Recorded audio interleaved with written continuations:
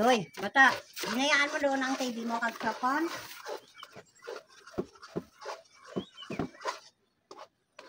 Una lang guys ang magluto yema kay ang director ko kabisi guys. Ako na lang naghahalo-halo dito ng yema. O bili na kayo guys. Sarap ito guys. Naubos ito dayon pag magano. O, mga kapoy lang maglugay.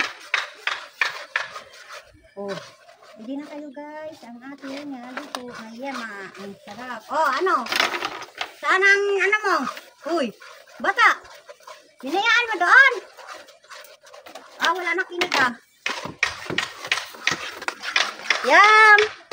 O, ikaw naman ang ano dito. Ang magpalit ako dito. Kakapoy maglugay. Amo ni guys. Kapag ikaw manegosyo nitong hima na ito guys, ang hirap magluto. Nakapagod sa kamay. Lalong lumaki ang kamay ko guys. Kalulugay. Ano na lang ito guys? Ang buhay natin. Naganap na lang ako ng asawa wala naman. Natakot Siguro natakot kasi wala akong itim. Ay, bahala sila sa buhay nila guys. Kung ayaw, di ayaw. Walang problema. Hindi naman ako namimilit Oh.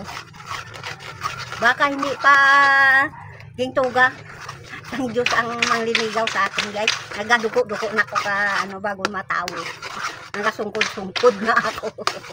Bago ako matulupangdan guys. Ay nako guys. Ang buhay na single.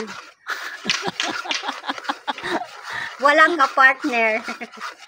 Wala talagang lakas ng loob maging ano ko Natakot man guys. Babe, hanapan mo nga ako dyan. Baka mayroon kayong injure sa akin dito. Ano? Injure. Injure.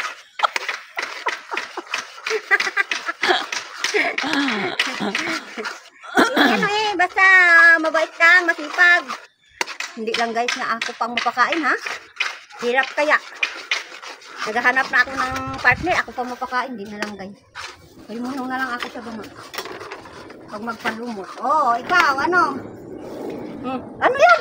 Airplane! Airplane!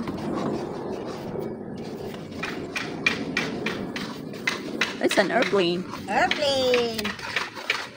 Papuntang Manila yan. Papunta ka palang Manila, madaan dito sa Palawan? Oo naman. Siyempre, taga Palawan, sa Palawan ka nang galing. Pag doon ka galing sa sa ibang lugar, doon din manggagaling basta mayroon lang airport. May airport man doon. Ay, nay, duyan. Thank you very much, guys.